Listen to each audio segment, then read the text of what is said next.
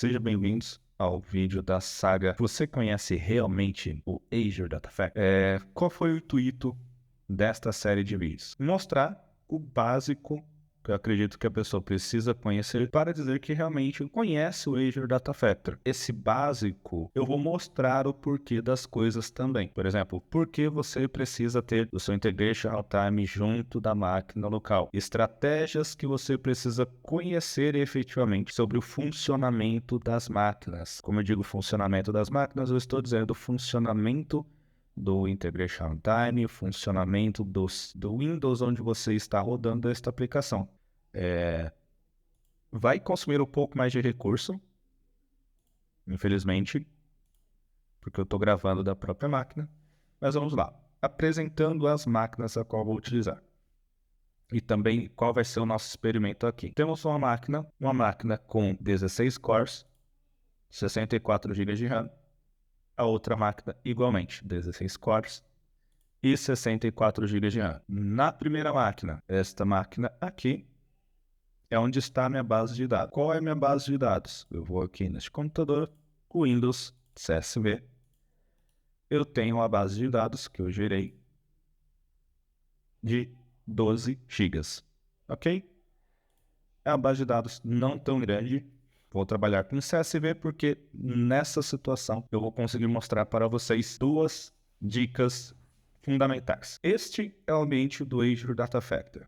Neste ambiente eu tenho simplesmente alguns linked servers, um para FTP externo, um outro local e um lay. O FTP eu criei para poder conseguir desta segunda máquina acessar os arquivos da máquina host. Foi o jeito mais simples que eu achei. Pode ser que no seu experimento você consiga criar de uma outra forma, sem nenhum problema, beleza? Mas eu optei por essa abordagem apenas para que a gente consiga ter em mente o tamanho do arquivo real, porque em banco de dados é meio complicado mostrar o tamanho do arquivo real, a quantidade de arquivos lido e etc. Beleza? Voltando aqui, então eu tenho a minha atividade de cópia de dados externo, onde eu tenho meu source, dei um preview. Este é o nosso CSV, ok? Uma coisa muito interessante. Vocês podem perceber que temos aqui nas duas máquinas uma ferramenta chamada Glassware. Ele é a ferramenta que vai nos auxiliar a visualizar a saída de dados enquanto a gente faz a extração. O modelo de sync, coloquei aqui no Parquet, então vou dar o debug. Coloquei para iniciar no nosso ADF a extração deste dado. Ele entra em fila, ok? Entrou em fila.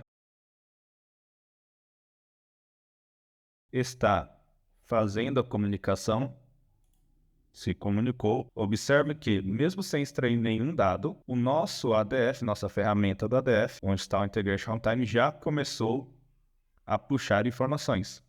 Então, ele baixou na máquina onde está o IR, baixou 277 GB e o nosso FileZilla, que é o servidor FTP que eu criei, ele já enviou quase 300 megas. A gente começou a fazer a extração deste dado. Se formos observar aqui em Process, o maior consumo de recurso na máquina onde está o FileZilla é o programa de gravação de tela. Agora, se eu for do lado da máquina onde está o Integration Runtime, eu tenho este aplicativo.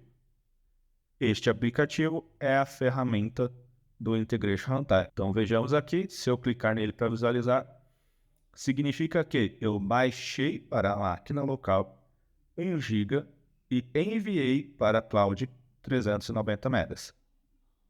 Enquanto que, se olharmos na máquina onde está instalado apenas o file server onde está o dado local, ele tem apenas upload. Talvez você esteja se perguntando, ok, mas por que eu tenho essa quantidade diferente, olhando para a máquina do Integration Time, um volume diferente entre o que entra na máquina e o que é enviado para o Azure? Aí vem um outro comportamento que talvez algumas pessoas não tenham conhecimento. O meu source, eu leio CSV.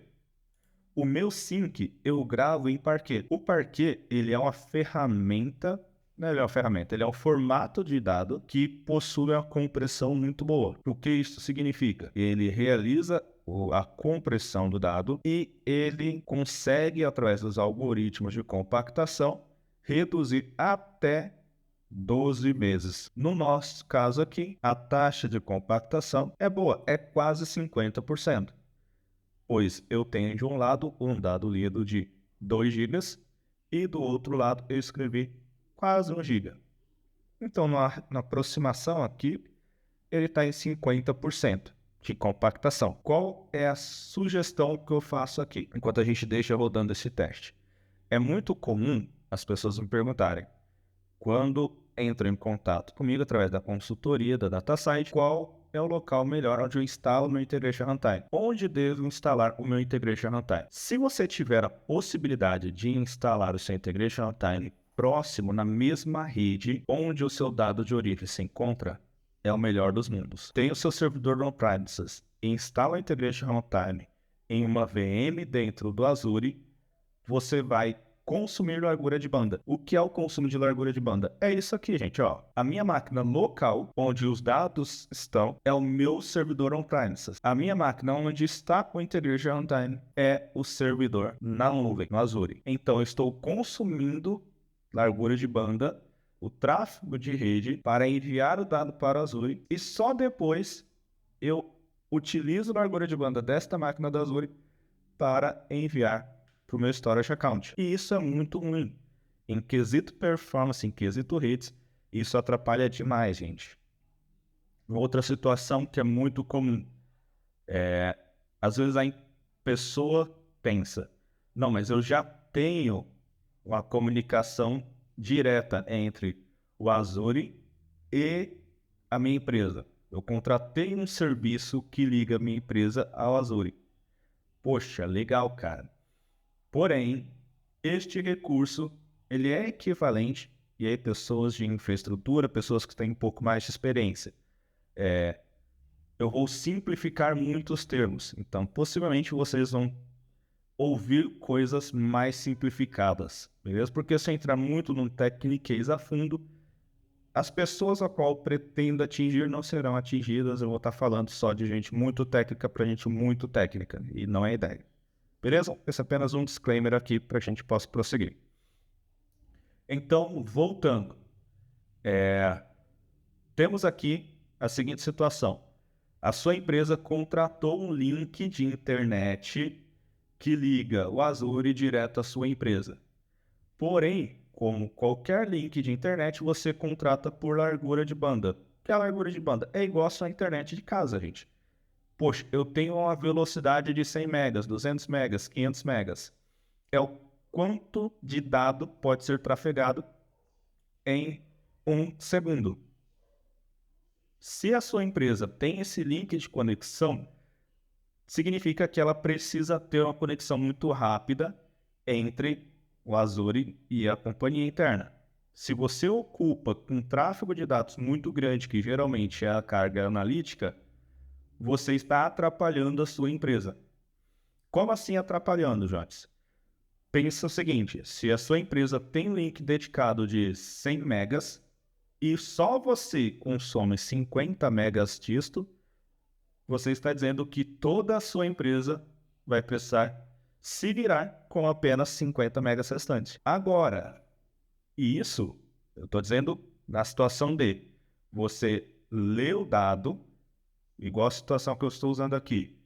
Eu leio o dado através de um link de internet e trafego este dado com zero compactação. Caso eu utilize essa metodologia, eu estou usando de forma indevida, pois eu estou retirando dados sem nenhuma compactação, sendo que eu poderia otimizar este fluxo, otimizar a minha largura de rede. Afinal de contas, quanto menos dados eu trafegar, mais rápido eu vou desocupar o link. No nosso exemplo aqui, eu estou levando, se já foi 8 minutos de dados para 6 gigas, possivelmente vai ali para os 20 minutos.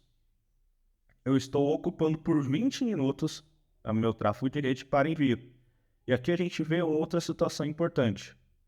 dentro deste outro gráfico. Observe que é muito mais contínuo a máquina que está enviando o dado, a máquina que está enviando a informação para o Azure, ela tem um uso mais constante de tráfego de rede, enquanto que a máquina que envia o dado para o Azure, você vai perceber por esses picos rosas, ela é mais cadenciada. Então, uma outra vantagem que a gente obtém aqui, a respeito de tráfego de rede. Se você utiliza a compactação de dados localmente ou uma máquina próxima ali na sua infraestrutura interna, você ainda vai precisar enviar informações.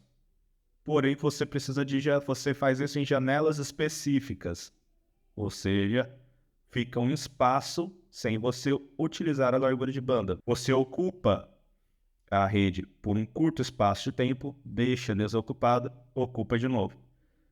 Coisa que a outra máquina ela tem que trabalhar muito mais, ela tem que enviar constantemente dados. Então ela ocupa por um momento constante o tráfego de rede. Uma outra situação que aqui é importante nós termos em mente, quando você utiliza o parquet realizado a compressão na máquina onde está o seu Integration Runtime. Já vi pessoas utilizando o Integration Runtime no mesmo servidor do seu banco de dados. Jamais faça isso. A compactação usando o Integration Runtime, ele utiliza bastante memória RAM e processamento. Aqui está sendo atrapalhado, gente, porque eu estou gravando a tela. Então tem outro recurso concorrendo com o meu Integration Runtime. Ele está consumindo muito mais recursos de CPU, logo falta recurso para o meu Integration Runtime. Imagine este cara dentro do nosso servidor de SQL Server, dentro do nosso servidor de MySQL ou Postgres que seja, em cargas constantes. Cara, você vai atrapalhar e muito o seu ambiente produtivo. Mas assim, muito, num nível, pode degradar a experiência do teu usuário.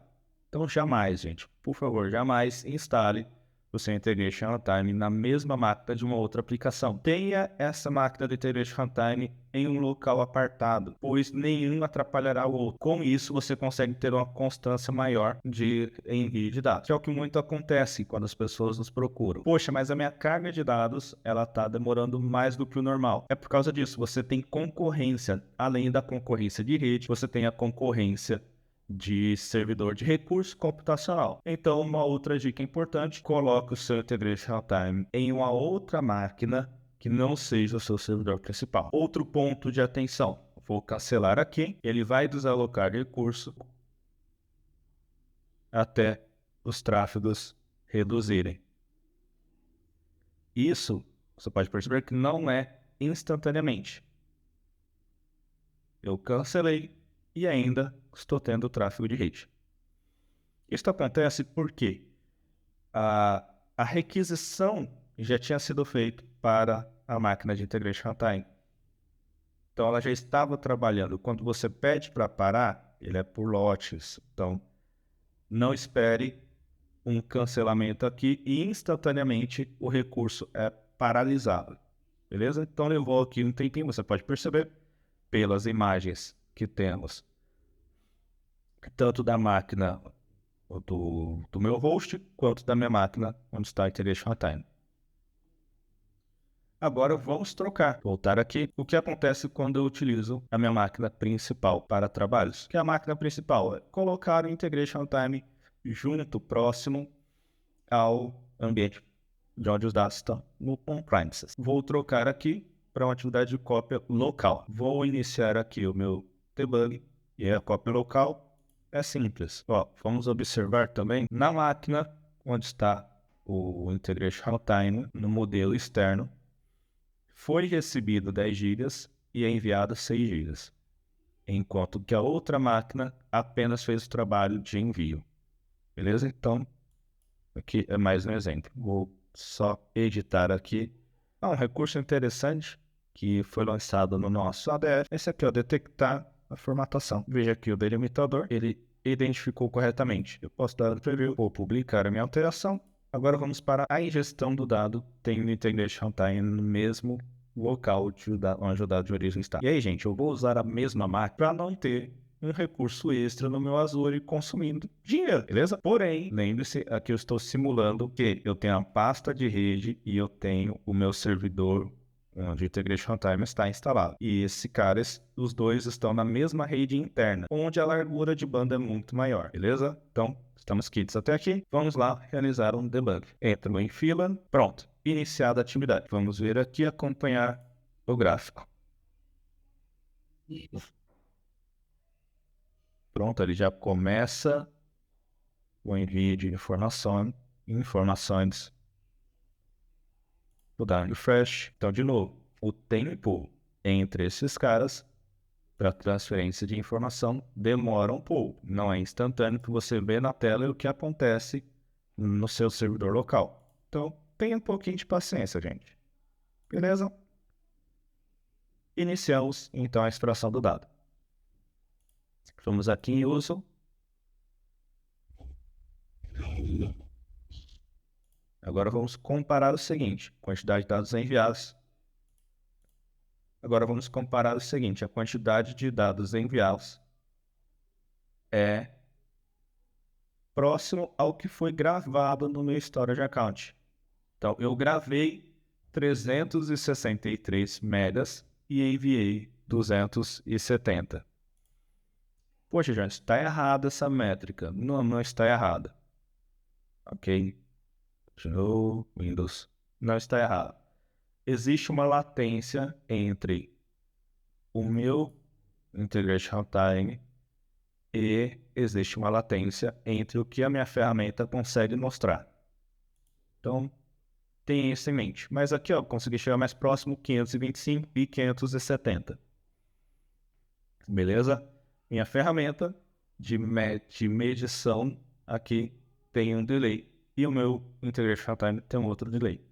Casar esses caras vai ser praticamente impossível. Então, eu estou mostrando para vocês que ao invés de eu ter 1 GB ou 2 GB que saíram da minha rede de internet, eu tenho apenas 800 megas que foram enviados. Recapitulando, quando nós tínhamos o modelo de saída de dado entre duas máquinas até a cloud, eu tinha uma saída de dados alta da minha máquina local para o Azure e do Azure para o meu storage account. Agora eu tenho apenas dado pequeno saindo da minha máquina local e indo direto para o Azure, para o meu storage account, através da compactação do dado. Beleza? Então, de novo, estou sendo bem prolixo, repetitivo, mas para que tenhamos a informação fixada. No modelo onde eu tenho o dado local e uma VM do Azure, este é o tanto de informação, 10 GB foi o que saiu da minha máquina, 10 GB é o que entrou na minha VM da Azure e 5 GB foi o que saiu da minha VM da Azure e foi para a storage account. Este é o pior cenário. Agora, no modelo ótimo, o que é um modelo ótimo? Eu tenho 2 GB que entraram no meu Integration Runtime, porém não tive saída de rede, ok? E apenas 1,5 GB foram saídos desta máquina e enviados para o meu storage account. E com isso, finalizamos a parte de qual é o melhor local para extrair este dado. Iniciamos então a parte 2. Daqui a pouco, vamos para a parte 2, que é entendendo as melhores práticas que devemos aplicar